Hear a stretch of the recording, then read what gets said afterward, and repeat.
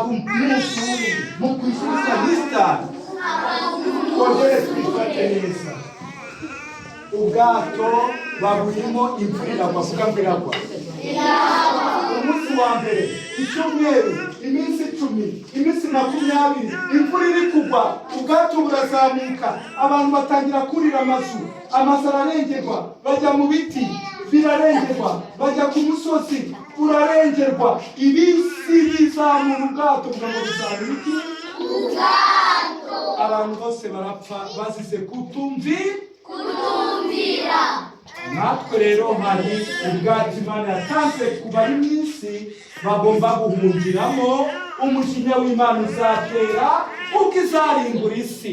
Ubwo bwato ntabwo ari ubw'imbaho nk'ubwo Nowa yabaje, ahubwo kuko Imana yakunze abari mu isi cyane byatumye itanga umwana wayo w'ikinege kugira ngo umwizera wese atarimbuka ahubwo ahabwe ubugingo buhoraho. Amen. Niba wizeye Yesu muri aka kanya urabona ubugingo buhoraho. Naho wapfa uzazuka wongere ubeho, uzaba uri mu bwisho bw'isumba byose. Abantu bakeneye kwinjira mu bwato bwitwa Yesu barapfukama basengere. Intambwe ya mbere ni ukwemera kumenya ibyaha ukabiha Yesu akaguha agakiza. Niba uri muri Yesu neza,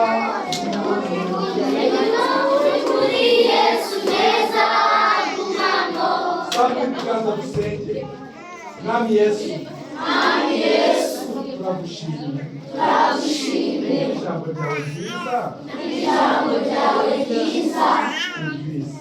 twumvise imbere yawe tuje turi abanyabyaha, tubabarira ibyaha twakoze byose. Yesu uragukeneye, uri umutima wanjye,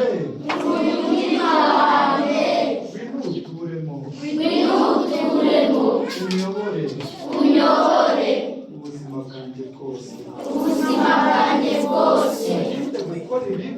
Undinde gukora ibibi, ushoboze gukora ibyiza. Mwami Yesu, ushoboze kugenda uko ushaka, undinde kugenda uko nishakiye. Ibyo mbisabye mu izina ryawe. Amen.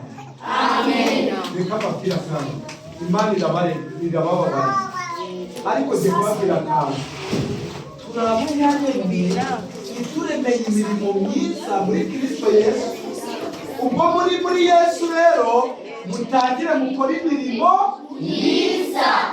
Kwiba kurwana gutukana ahubwo muze gusenga, musome Bibiliya, mubwirize abana badakijijwe, mufashe mu rugo imirimo, muze hano muri repetisiyo. Imirimo myiza ni myinshi kugira ngo Mwami Yesu uzayidushoboze. Nongere mbibutsa amazina yanjye: n'uw'ikimama, ikipapa, igikumi, igisore. Niduhura uzamenye ko nitwa Bimenyimana Deni. Bimenyimana Deni. Baza kugenza ngo uzabibagirwa.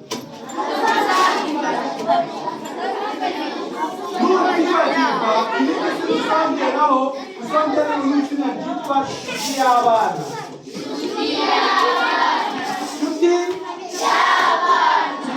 Amen. Sinabura gushima Imana.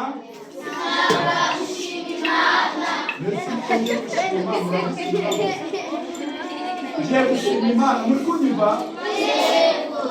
Unyeza amatwi? Kuvuga ni byiza. Ukizazi kutumviye twarapfuye ntitwapfuye. Nawe nibakubuza gukora ibintu ukabikora, uzaba umeze nka kiriya gusa.